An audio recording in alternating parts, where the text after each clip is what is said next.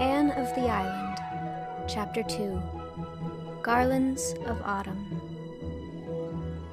The following week sped swiftly, crowded with innumerable last things, as Anne called them. Goodbye calls had to be made and received, being pleasant or otherwise, according to whether callers and called upon were heartily in sympathy with Anne's hopes, or thought she was too much puffed up over going to college and that it was their duty to take her down a peg or two.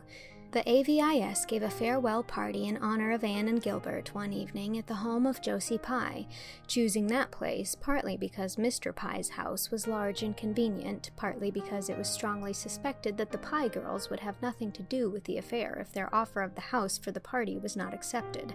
It was a very pleasant little time, for the Pye girls were gracious, and said and did nothing to mar the harmony of the occasion, which was not according to their wont. Josie was unusually amiable, so much so that even she remarked condescendingly to Anne, "Your new dress is rather becoming to you, Anne. Really, you look almost pretty in it." "How kind of you to say so," responded Anne with dancing eyes. Her sense of humor was developing, and the speeches that would have hurt her at 14 were becoming merely food for amusement now. Josie suspected that Anne was laughing at her behind those wicked eyes, but she contented herself with whispering to Gertie as they went downstairs that Anne Shirley would put on more airs than ever now that she was going to college. You'd see. All the old crowd was there, full of mirth and zest and youthful lightheartedness. Diana Barry, rosy and dimpled, shadowed by the faithful Fred, Jane Andrews, neat and sensible and plain, Ruby Gillis, looking her handsomest and brightest in a cream silk blouse with red geraniums in her golden hair, Gilbert Blythe and Charlie Sloane, both trying to keep as near the elusive Anne as possible, Carrie Sloane looking pale and melancholy because, so it was reported, her father would not allow Oliver Kimball to come near the place, Moody Spurgeon Macpherson, whose round face and objectionable ears were as round and objectionable as ever, and Billy Andrews, who sat in a corner all the evening, chuckled when anyone spoke to him, and watched Anne Shirley with a grin of pleasure on his broad, freckled countenance. Anne had known beforehand of the party, but she had not known that she and Gilbert were, as the founders of the society, to be presented with a very complimentary address and tokens of respect. In her case, a volume of Shakespeare's plays, in Gilbert's, a fountain pen. She was so taken by surprise and pleased by the nice things said in the address, read in Moody Spurgeon's most solemn and ministerial tones, that the tears quite drowned the sparkle of her big gray eyes. She had worked hard and faithfully for the A.V.I.S., and it warmed the cockles of her heart that the members appreciated her efforts so sincerely. And they were all so nice and friendly and jolly. Even the Pye girls had their merits. At that moment, Anne loved all the world. She enjoyed the evening tremendously, but the end of it rather spoiled all. Gilbert again made the mistake of saying something sentimental to her as they ate their supper on the moonlit veranda, and Anne, to punish him, was gracious to Charlie Sloane and allowed the latter to walk home with her. She found, however, that revenge hurts nobody quite so much as the one who tries to inflict it. Gilbert walked airily off with Ruby Gillis, and Anne could hear them laughing and talking gaily as they loitered along in the still, crisp autumn air. They were evidently having the best of good times, while she was horribly bored by Charlie Sloane, who talked unbrokenly on, and never, even by accident, said one thing that was worth listening to. Anne gave an occasional absent yes or no, and thought how beautiful Ruby had looked that night, how very goggly Charlie's eyes were in the moonlight, worse even than by daylight, and that the world somehow wasn't quite such a nice place as she had believed it to be earlier in the evening.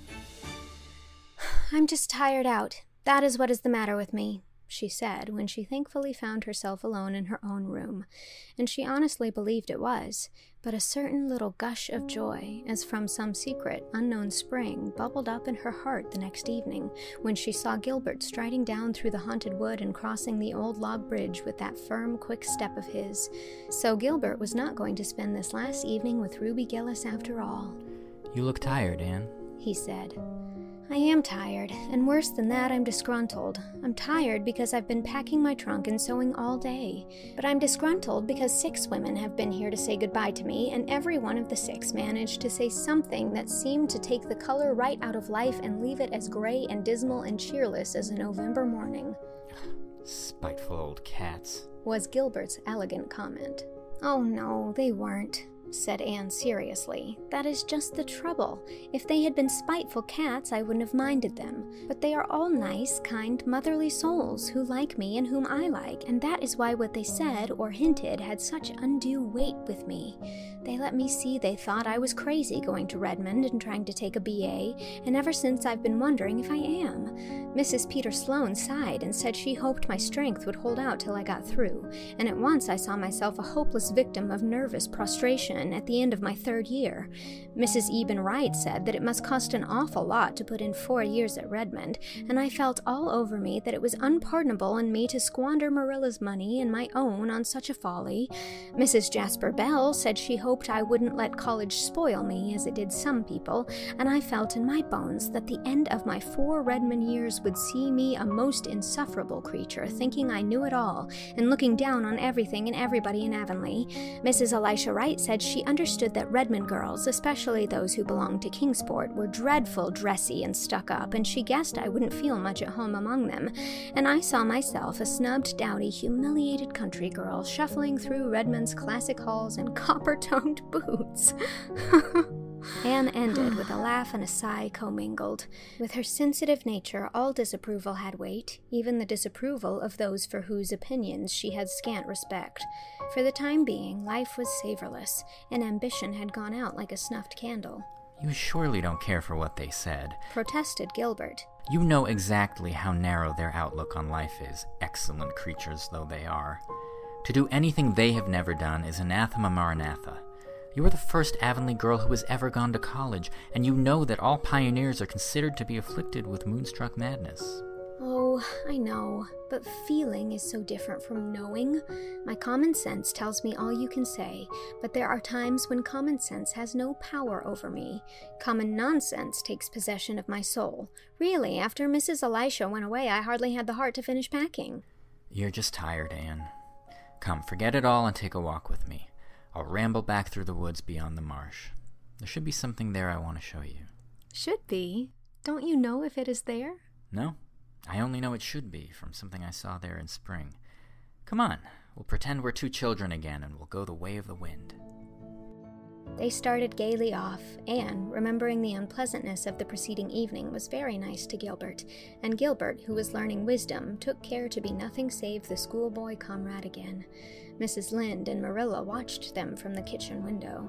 "Oh, that'll be a match someday," Mrs. Lynde said approvingly. Marilla winced slightly. In her heart she hoped it would, but it went against her grain to hear the matter spoken of in Mrs. Lynde's gossipy, matter-of-fact way. "They're only children yet," she said shortly. Mrs. Lynde laughed good-naturedly. "Anne is 18. I was married when I was that age. We old folks, Marilla, are too much given to thinking that children never grow up, that's what. Anne is a young woman, and Gilbert's a man, and he worships the ground she walks on, as anyone can see. He's a fine fellow, and Anne can't do better. I hope she won't get any romantic nonsense into her head at Redmond. I don't approve of them co-educational places, and never did, that's what. I don't believe," concluded Mrs. Lynde solemnly, "that the students at such colleges ever do much else than flirt." "They must study a little," said Marilla with a smile. "Oh, precious little," sniffed Mrs. Rachel. "However, I think Anne will. She never was flirtatious, but she doesn't appreciate Gilbert at his full value. That's what.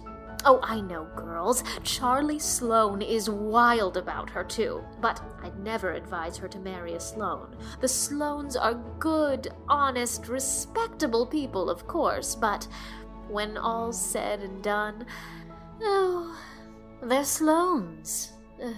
Marilla nodded. To an outsider, the statement that Sloanes were Sloanes might not be very illuminating, but she understood. Every village has such a family. Good, honest, respectable people they may be, but Sloanes they are and must ever remain, though they speak with the tongues of men and angels. Gilbert and Anne, happily unconscious that their future was thus being settled by Mrs. Rachel, were sauntering through the shadows of the haunted wood.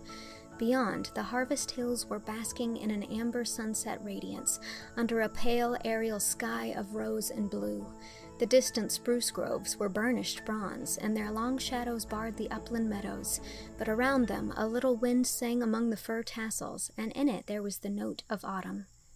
"This wood really is haunted now, by old memories," said Anne, stooping to gather a spray of ferns bleached to waxen whiteness by frost. "It seems to me that the little girls Diana and I used to be play here still, and sit by the Dryad's bubble in the twilights, trysting with the ghosts. Do you know, I can never go up this path in the dusk without feeling a bit of the old fright and shiver. There was one especially horrifying phantom which we created, the ghost of the murdered child that crept up behind you and laid cold fingers on yours.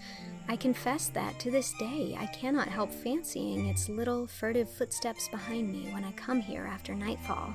I'm not afraid of the White Lady, or the Headless Man, or the skeletons, but I wish I had never imagined that baby's ghost into existence. How angry Marilla and Mrs. Barry were over that affair," concluded Anne with reminiscent laughter. The woods around the head of the marsh were full of purple vistas threaded with gossamers. Past a dour plantation of gnarled spruces and a maple-fringed, sun-warm valley, they found the something Gilbert was looking for. "Ah, here it is," he said with satisfaction. "An apple tree, and away back here!" exclaimed Anne delightedly. "Yes, a veritable apple-bearing apple tree, too, here in the very midst of pines and beeches a mile away from any orchard. I was here one day last spring and found it, all white with blossom, so I resolved I'd come again in the fall and see if it had been apples. See, it's loaded. They look good, too, tawny as russets but with a dusky red cheek. Most wild seedlings are green and uninviting." "I suppose it sprang years ago from some chance-grown seed," said Anne dreamily. "And how it has grown and flourished and held its own here all alone among aliens, the brave, determined thing." "Here's a fallen tree with a cushion of moss. Sit down, Anne. It will serve for a woodland throne. I'll climb for some apples. They all grow high. The tree had to reach up to the sunlight." The apples proved to be delicious. Under the tawny skin was a white flesh, faintly veined with red, and besides their own proper apple taste, they had a certain wild, delightful tang no orchard-grown apple ever possessed. "The fatal apple of Eden couldn't have had a rarer flavor," commented Anne. "But it's time we were going home.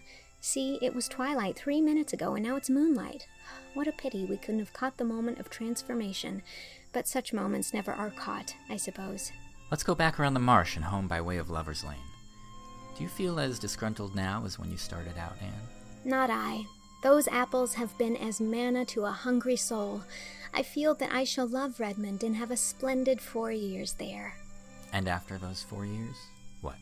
"Oh, there's another bend in the road at their end," answered Anne lightly.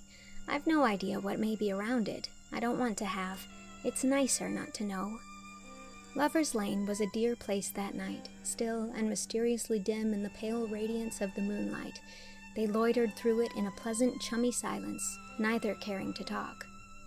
"If Gilbert were always as he has been this evening, how nice and simple everything would be," reflected Anne.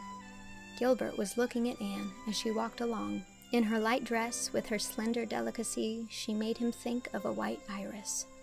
"I wonder if I can ever make her care for me," he thought, with a pang of self-distrust.